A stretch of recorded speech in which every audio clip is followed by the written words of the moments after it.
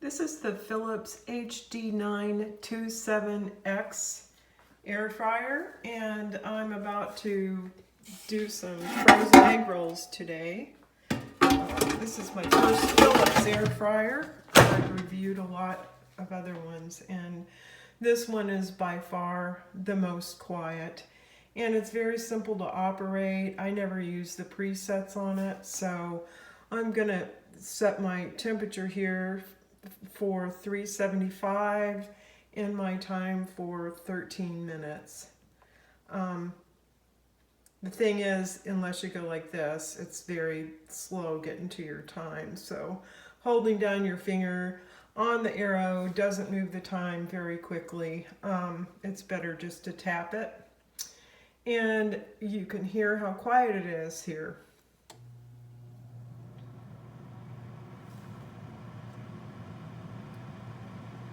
I have several air fryers, and this is by far the most quiet one. Apparently the basket is different on this particular model compared to the slide out baskets that slide out and stay in place. You have to pull this one completely out and set it down on the countertop to load it up. Anyway, I really like this air fryer. It does a great job, and it's really hard to tell that it's even on when I'm in the other room, whereas my other ones are loud, and I appreciate that. Here's a very nifty and trusted device. It's an air fryer. Has a great quality to it, and I really like that.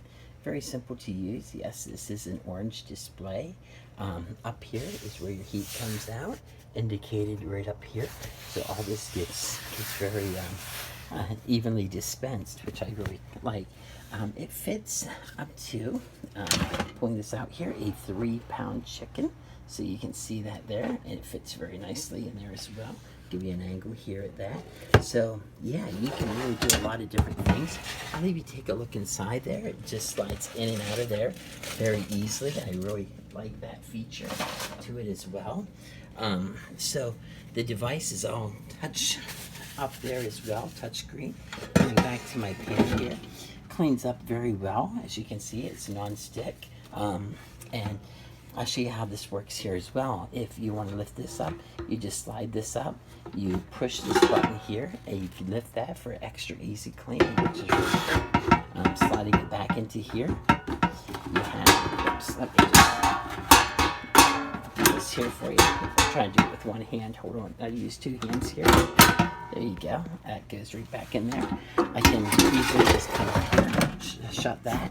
And when that's shut, I can operate all my things here. You see all my different selections I can choose. I can also choose to just bypass that and go straight to a cooking temperature. I can increase and decrease that. All the touch pads are very responsive, by the way, as well. Here's your timer. As you can see, your time comes up there. I can, excuse me, increase my minutes very easily, or decrease my minutes, and it gives you an idea of what I'm doing. And with the cooking there, you can also just say, just choose something, and then hit your start button. I'll let you hear this. Very quiet operation. It's not loud at all, and like I said, this will get warm, but it evenly dispenses that. So watch how responsive this touchpad is. It's just super responsive. Great touchpad. Sometimes you're like pushing buttons repeatedly trying to get them to do what you want them to, but this was very nice and easy to use touchpad area, which is really cool. So this is basically the device. I'll let you see the back here as well. You just have a very small vent back here. Just make sure you have space between your wall or something. And that's for your fan. And everything evenly dispenses. I love the black look with the orange. It kind of goes well with a new flavor and a new way of cooking. So there it is.